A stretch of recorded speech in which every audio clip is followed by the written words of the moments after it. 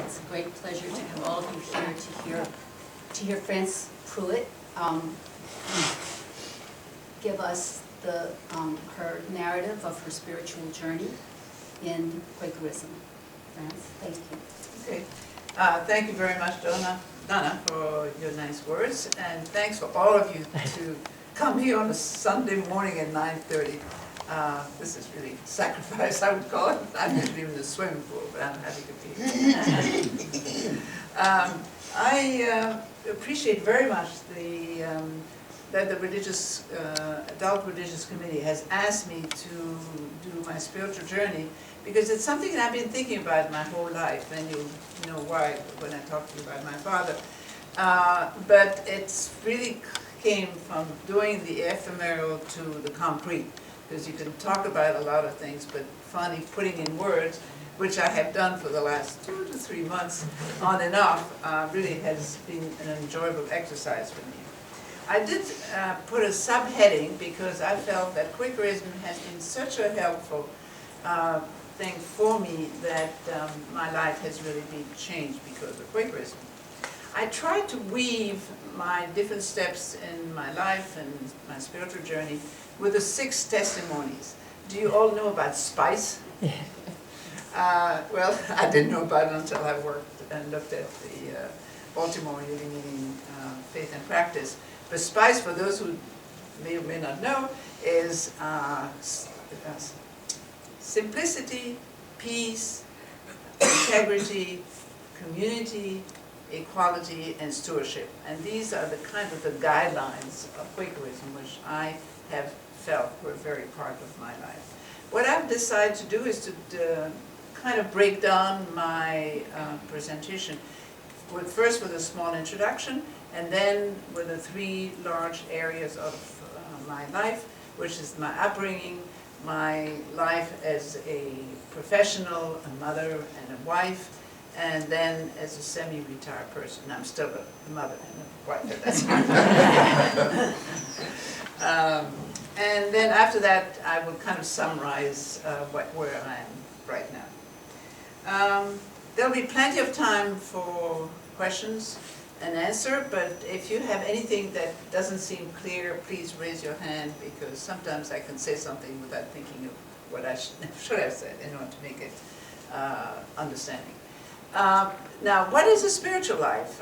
That's something that I have been questioning a lot. Is that the quest of God and what that thing is, or is it the quest for the inner light and what we call also the spirit to reach something that we don't know? Is it also to find out why we're here on this earth, to accomplish what? Or is it, like I feel has been for me, a life of service? And you'll hear about that as I talk about it. I think that the latter for me is very important. And I'm really, I would say, passionate for it. This is really what my life has been. 360 years ago, George Fox, father of Quakerism, has preached about the infinity love of God and the God within, and I certainly have subscribed to that. That's, to me, has been my big drawn to Quakerism. So let me start with what I said, my upbringing. For those of you who have not read my book, or those of you who may not know me as well, let me quickly introduce myself.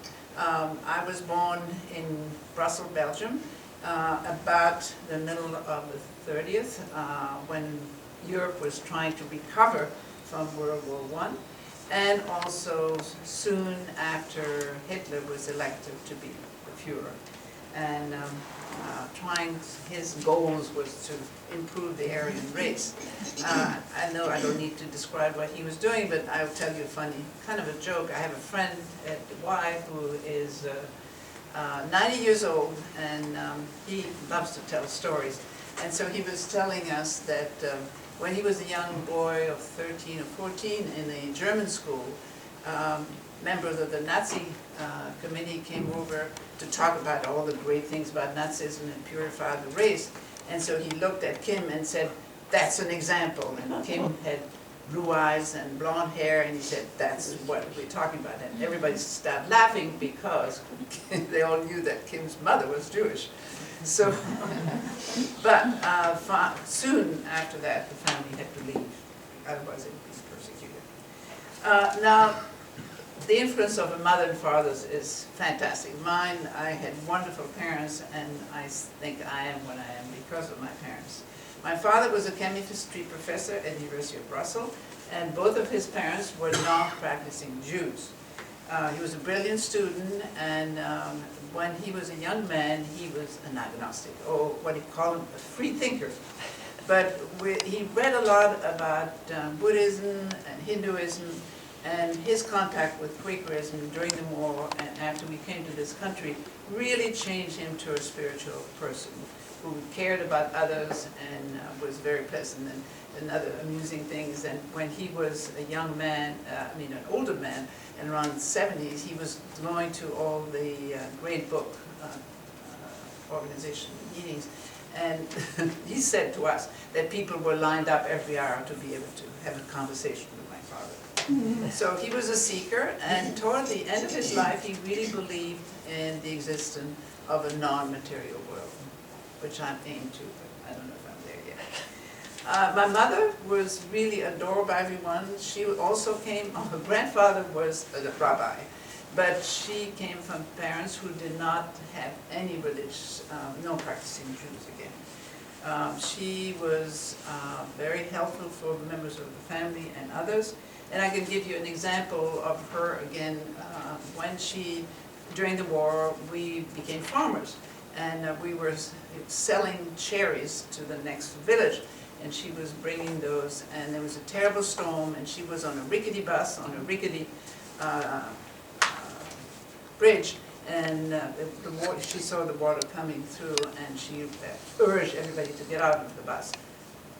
I guess maybe she's a city girl who knew more about that, but soon after that, the bridge went it was taken by the water, and so was the bus. So her reputation in that area became really very quickly as someone who was unusual.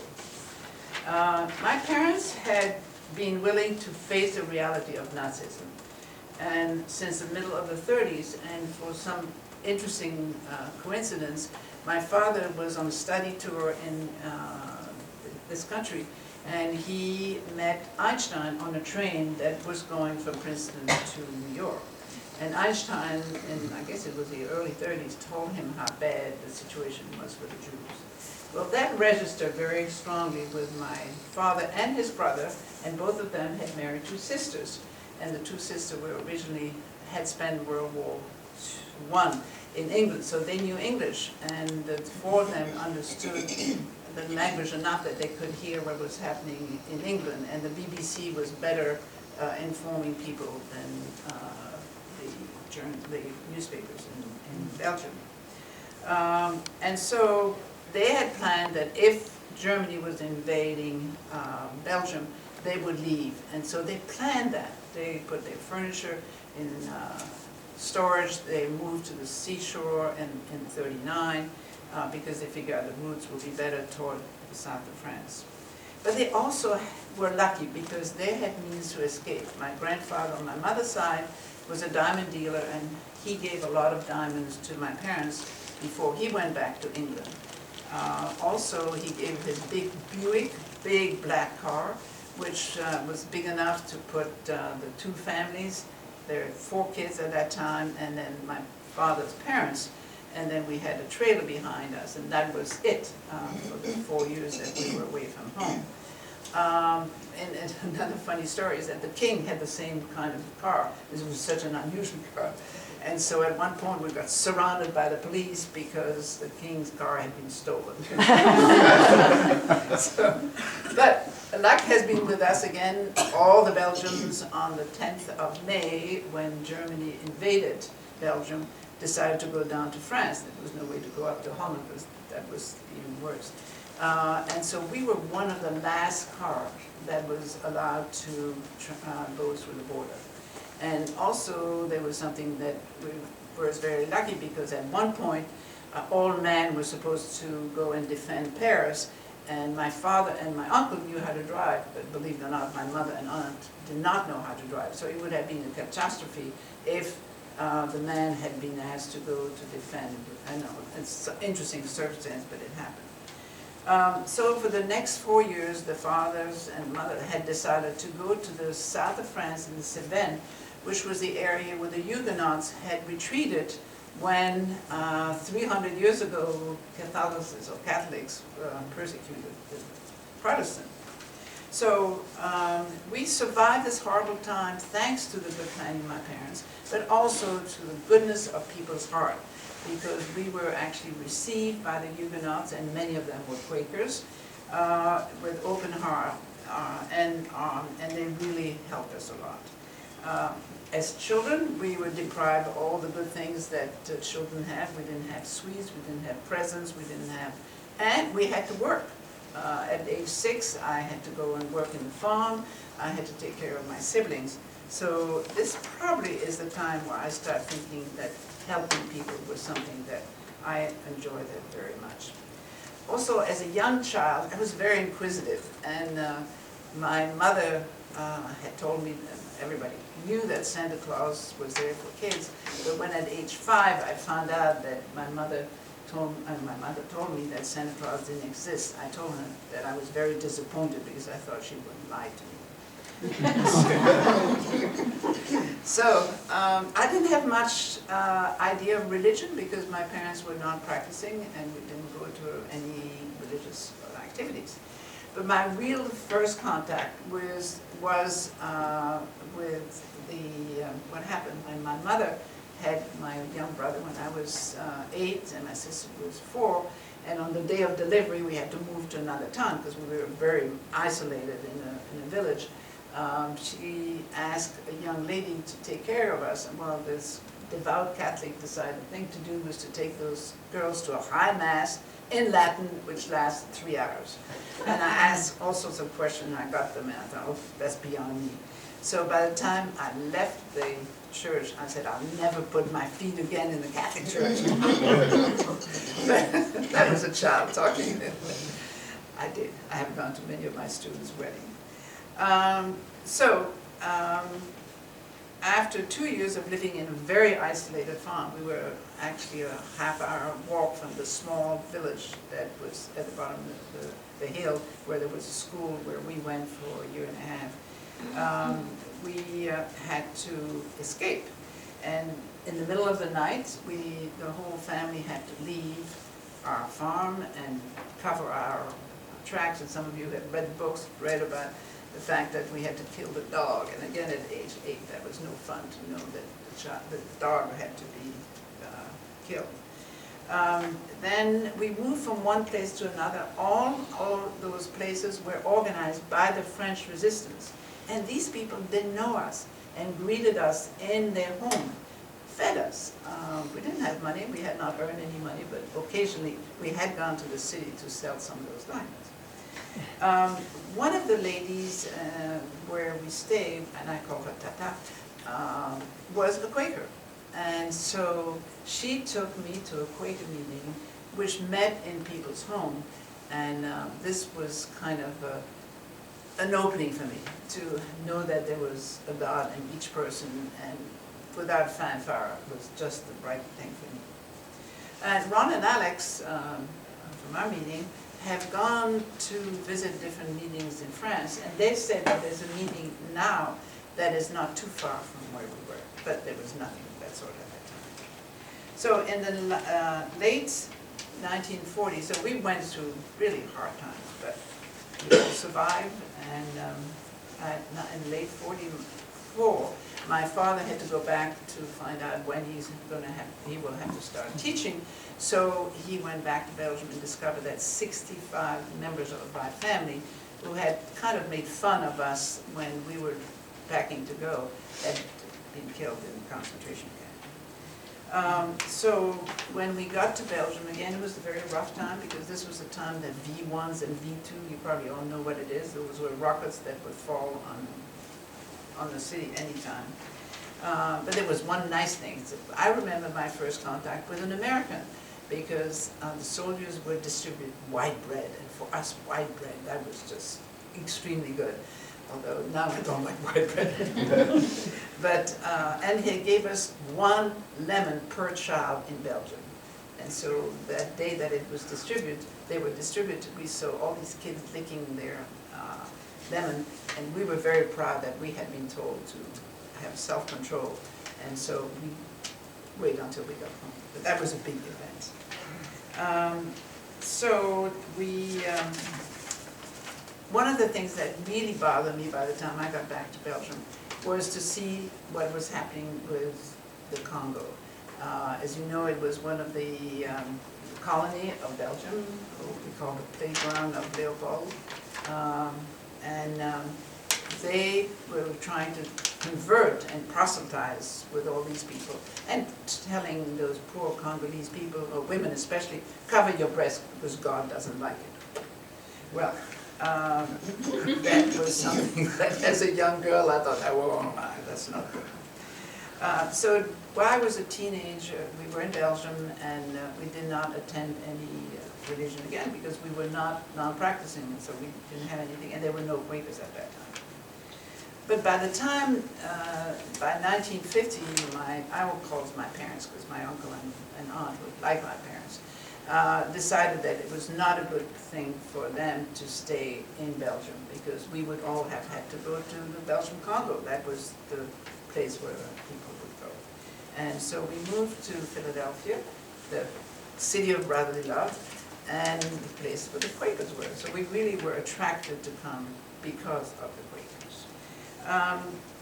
But by the time I moved here, I had gone from 4 different cultures. I had been a city girl at age 5, a country girl by age 10 when I went back to Belgium, and then at age 16, that was the most dramatic change, and that was to change not only language but also mentality. And as a teenager who was not accepted by anyone, I really learned what it was to not be accepted just for what I was, and being rejected. But that actually gave me flexibility and open-mindedness, and I think that was useful in the rest of my life. Unfortunately, my mother passed away a year after we came, and we were very well supported by Marian Meeting, which we had joined when we first came, and where my cousin and I had actually been active. So my first opportunity to do service, as I'm trying to show that my life was a life of service, was the second summer that I was here, I decided to go and work on a work camp. And the work camp was right here in the shadow of the Capitol in the southwest area, which now has a nice, beautiful building, but I don't know if anyone knew about it, but it was slummiest slum area. And so I worked there for a month, and really felt that, for me, that was my first testimony of community, how I could change the life of people by doing work. And an interesting thing that for me was, again, I was an innocent little girl, is to go to the black church services. But it made me aware again that you can reach God in so many different ways. The next fall, I was lucky again enough to be accepted at Swarthmore. I also was accepted at the University of Pennsylvania, and I didn't even know English well. But during the first year, and a couple of years, was very much a struggle.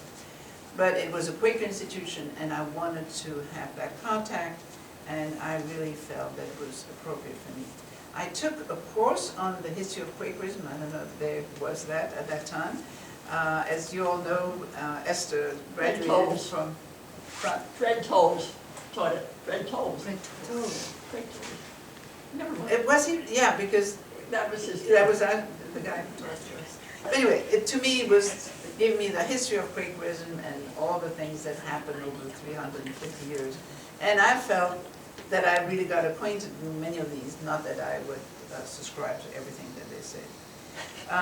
I started with a couple of other friends, a student meeting in the Friends Library. As you know, there's a Friends Library at Swarthmore where all our documents are now put. We felt that the big meeting was there were too many people talking. So it was very quiet, it was very nice. I was a clerk, but I don't think I knew what a clerk was. But I did my best. During the 4 years at Swarthmore, I did a lot of different things, including going to weekend work camp. And again, Esther probably know about David Ritchie's weekend work camp, where we would go on a weekend, work in the slums, and also work in the slums of Chester, to help people regain their dignity by having better location, better place to live. I also started a student faculty committee because when I came in, I think there were maybe 3 or 4 foreign students, international students, and even Esther will tell you, black students were not admitted until the time. 45. No, 45. we did it in 45. But international students were certainly not welcome at that time. So I started a committee, and we worked to try to do things that I wish I had received as a help. And as you probably all know, if you have children, there are Office of International Students now in every single college and university. I also was exposed to people who were conscientious objectors because I went to school between 52 and 56, and as you know, that was the Korean War, and a lot of people were conscientious objectors. I always said at that time that if I had been a man, I definitely would have been a conscientious objector. And when I married Dean, I realized that he was a conscientious objector. That's one of the many things that attracted me. And so the peace testimony is, again, the second one that I want to talk about, because to me, peace and lack of violence is what really is all of what I like, because we had gone through not violence if you had been in a camp, but there were violent things that happened around us and we heard about it. After graduating from college, I became very aware that my role and responsibility was really of service to people. So I turned down 2 assistantships in biology in Brown and somewhere else, and I decided to apply to the American Friends Service Committee. And this is where Esther and I meet again, because I took a job with the international seminars, and so did she. And so we both worked for the two bosses, were our same bosses, 22 years, no, 12 years. My younger sister. That's right. Did you know each other at school? No, they're 12 years. 44. Oh, yeah. 56. Yeah.